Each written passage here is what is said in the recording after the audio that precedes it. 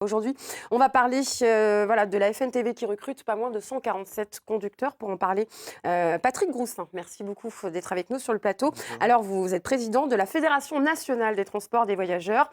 147, pas moins de 147 conducteurs que vous recrutez. Faut-il des compétences ou des diplômes spécifiques? Parce que je rappelle, excusez-moi, je voulais juste préciser de car scolaire.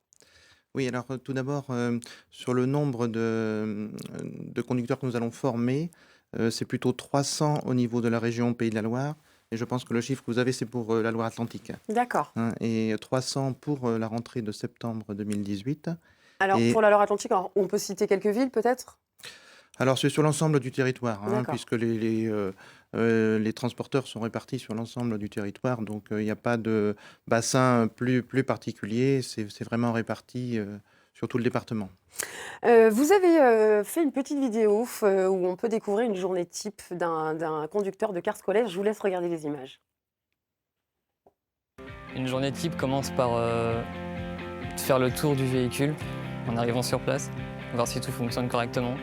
Qu'on se lève de bonne heure, on va à l'entrepôt chercher le car, qu'on démarre avec un éthylotest.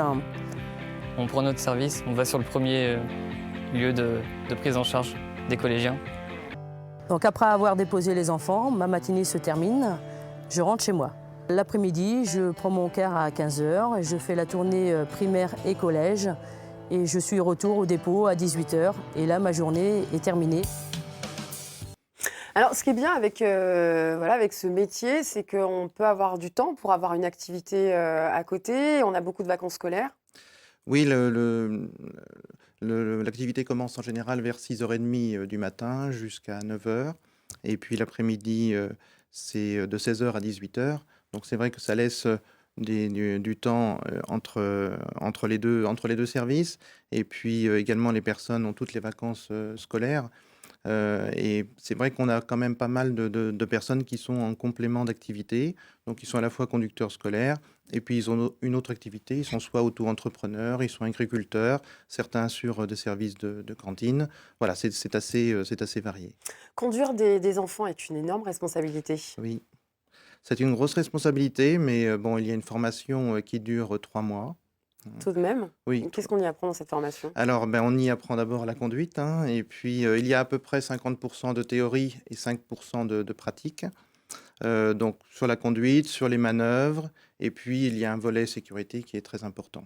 Il faut avoir des qualités humaines prérequises en tant que conducteur de car scolaire, notamment à gérer les enfants qui peuvent Tout à être fait. turbulents ou autres. Oui, tout à fait, hein. Il faut vraiment, aimer le contact avec les enfants, c'est ce qu'il y a de primordial et d'ailleurs, c'est une des principales, satisfactions de ce métier, puisque une fois que le conducteur, bah, a son service, conduit, bon après, ça rentre dans une petite, routine, mais ce qui est important, c'est vraiment le contact avec les enfants. Bien sûr. Il faut à la fois de la fermeté, puisqu'on transporte des collégiens, des lycéens, donc il faut de la fermeté si, Et oui, ça va la ça remettre en place, ces dérape, petits voilà, bambins. un petit mais autrement les contacts, avec les petits, bon, sont vraiment, assez exceptionnels pour les conducteurs et les conductrices. Il y a une relation qui se crée et les enfants sont très attachés à leur conducteur.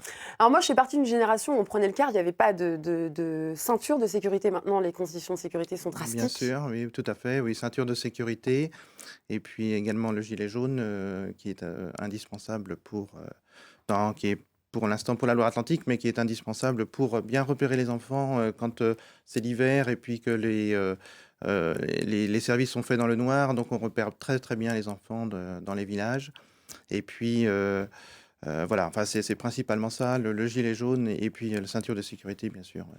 Alors on va revenir sur le recrutement, 147 en Loire-Atlantique, 300 Oui. au total sur les Pays de la Loire. Quelles sont les démarches à suivre pour postuler? Alors tout d'abord, il faut avoir 21 ans, hein, puisqu'on a notre permis ne peut pas avoir le Donc permis il faut être avant. titulaire du permis B. Permis B et puis il faut passer une visite médicale, qui est une visite médicale obligatoire par un médecin agréé par la préfecture. Donc si vous voulez, c'est pas un métier qui est fatigant en soi puisqu'on est Oui, oui, au oui, mais poste il de faut être conduite, vigilant. mais par contre, Concentré. c'est un métier qui demande beaucoup de concentration pendant 2 heures parce qu'on est sur des petites routes, avec des visibilités qui ne sont pas forcément très importantes. Donc voilà, cette visite médicale est obligatoire, mais par contre, c'est pas c'est pas un métier très fatigant et d'ailleurs, on a pas mal de personnes qui sont en reconversion Oui, sur des métiers qui ont été, difficiles, par exemple des bouchers, des maçons, ouais, ouais, ouais. voilà et puis, qui arrivent, à ne plus pouvoir faire ce métier et donc ce sont des gens qui viennent vers notre métier. Donc les conditions, avoir 21 ans, titulaire du permis B, on passe une visite médicale. Est-ce qu'il y a des tests psychotechniques dans cette visite médicale? Pas du tout? Alors, non, je Non, pense pas que non, spécialement. non, il y a des tests, d'aptitude, enfin Oui, voilà. oui, il y a une liste, mais rien de particulier, quoi. Une adresse pour pouvoir postuler. Alors, ce que je voulais dire, c'est que nous avons les formations donc démarrent dans le courant du mois d'avril, hein, puisque c'est des formations de conducteurs qui sont financées par la région Pays de la Loire et puis l'OPCA et Mhm. puis le Pôle emploi pour la période de formation. Et donc, ça démarre au courant du mois d'avril. Donc, il reste, nous avons des réunions d'information. Mhm. Donc, les personnes peuvent aller sur les réunions d'information pour la Vendée le 6 avril. Il y a une réunion au Pôle emploi de la Roche-Nord à 9 heures du matin. Pour le Maine-et-Loire, le 10 avril à l'AFPA de Cholet à 9 heures également. Le 11 avril au Pôle emploi de Trignac.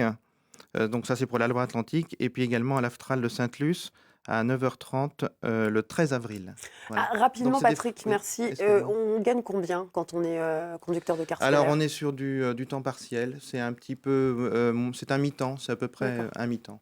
Voilà. Ok. Avec un taux horaire qui est supérieur au SMIC. Voilà, mais ça se conçoit. Il y a des gens pour qui voilà, ça correspond tout à fait à ce qu'ils souhaitent parce Oui, qu'ils ont toutes leurs c'est-à-dire combien vacances à peu près? en Quand vous dites rémunération. oui. En rémunération, on est autour de 600-700 euros par mois. Ouais. Ok. Voilà. Patrick Groussin, merci beaucoup d'être venu nous parler des recrutements. Vous l'aurez compris, 147 conducteurs scolaires sont voilà, recherchés en Loire-Atlantique, près de 300 en Pays de la Loire. N'hésitez pas, hein, vous rendez tout simplement sur leur site internet.